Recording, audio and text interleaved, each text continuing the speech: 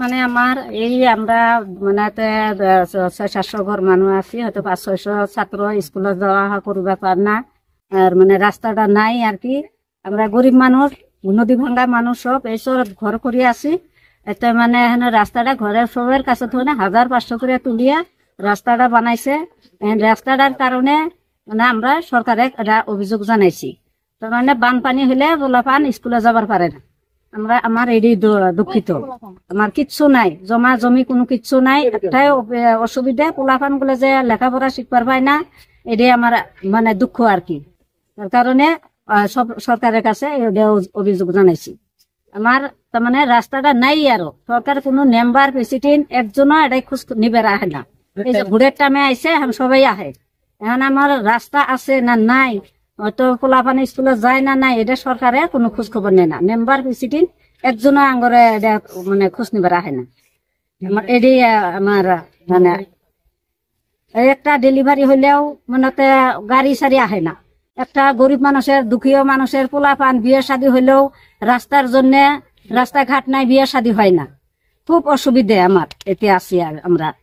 তার কারণে এটাই আমার মানে অনুরোধ আর কি, কাম বলে করিয়ে দেয়। আমরা নাই পয়সা, ঘরে খাবার নাই, মানে ঘরে ঘরে টেহা তোলা নাগে, রাস্তাটা বানান নাগে।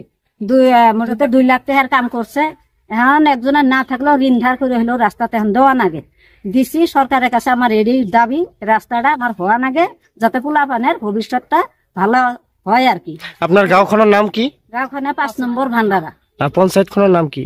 পঞ্চায়েতের না, পঞ্চায়েতটা মানে আগে তো ভান্ডারা আছিল, এখন চালাবিলে হয়েছে। অভিযোগ আছিল আমার এই 5 নম্বৰ বুলি কয় এইখিনি ঠাই, এইখিনিত আমাৰ ৰাস্তা ঘাট একো নাই, সব গৰিব দুখীয়া মানুহ। তাৰ কাৰণে আমাৰ MLA বাতন খণ্ডকাৰ আছে, তেখেতে ঘূৰিও নাচায় ইপিনে। আপনার কি কয় প্রেসিডেন্ট, কাউন্সিলর, মেম্বার, একটা মানুহ আমার ইয়াতে নাহে, একজনো অহা নাই। আমি বিলাকে ইয়াতে আছো কান্দা কাটা কৰি, কোনো এজন প্ৰতিনিধি নাই। আমি বিলাক এতিয়া ইলেকশনেৰ টাইম আহিলে তেখেতে সব কেইটাই আহে, কিন্তু আমাৰ এই স্থানীয় মানুহখিনিৰ কিবা ব্যৱস্থা কৰিব সেইখিনি তেখেতে একোই সুবিধা কৰি নিদিয়ে আমাৰ। তে আমাৰ গৰিব দুখীয়া মানুহৰ ভিতৰত আমি ওলাই কিনে 2-4 টকাকে উঠাই 2000 মিটাৰ ৰাস্তা আমি ইয়াতে বনালো, আমি গৰিব দুখীয়া মানুহবিলাকে আপনাৰ চান্দা উঠাই কিনে। তে এতিয়ালৈকে মানুহৰ দেখা দেখি নাই। ইয়াৰ কিবা এটা ব্যৱস্থা আমি খুজিছিলো বাতেন খণ্ডকাৰৰ কাষত, তে আমি বিচাৰিলে তেখেতে এতিয়াও আহি পোৱা নাই। তে আপোনালোকে যদি কিবা সুবিধা কৰি দিব পাৰে আমাৰ ৰাস্তা ঘাটৰ কাৰণে। আপুনি চৰকাৰক কি আহ্বান জনাব? আহ্বান জনাম মানে আমাৰ ৰাস্তাখিনি দিলে আমি ওলা সোমা কৰিব পাৰিম, এইখিনি আমাৰ সুবিধা। ইয়াতে কিমান মানুহ আছে ৰাস্তা ঘাটত? আমাৰ ইয়াত মোটামুটি স্থানীয় মানুহ 600-700 মানুহ আছে, কিন্তু আমাৰ কোনো সা সুবিধা নাই। আমাৰ অভিযোগ 5 নম্বৰ চরখিনিত ইয়াতে নিচে 250 মানুষ আছে। মানুষ থাকাতে রাস্তা ঘাট, পানির ব্যবস্থা নাই, কিবা সরকারি পানির ব্যবস্থা করা নাই, রাস্তাঘাটের ইটু চেক দেওয়া নাই। এতিয়া এটা মানুষ বেমারে হলে তাক যে কিবা লব, ডাক্তারখানা লব, সেইটো সুবিধা নাই। তেনেহলে মোক সরকারে কোনো সুবিধা দেওয়া নাই। MLA আছে খন্দকার বাতেন, তাৰপিছত আছে কাউন্সিলর, জিলা পরিষদ, সেইবিলাকো মোক নাচায়।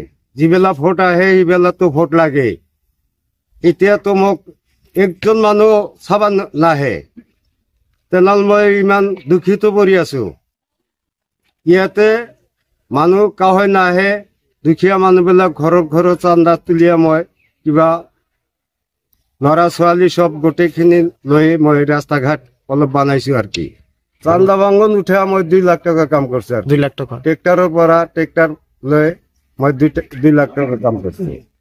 গোটেইখিনি টকা রাইজে দিছে? গোটেইখিনি রাইজে দিছে।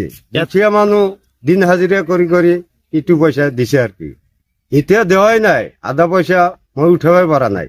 এতিয়া আপুনি চৰকাৰক কি আহ্বান জনাব বিচাৰে? সরকারক আহ্বান জানাইছো যে এইটো রাস্তার কিবা ব্যবস্থা লব লাগব, মই সুবিধা দিব লাগব আর কি। খবর মানে এনি লাইভ 24/7 আৰু এনি লাইভ ডিজিটেল।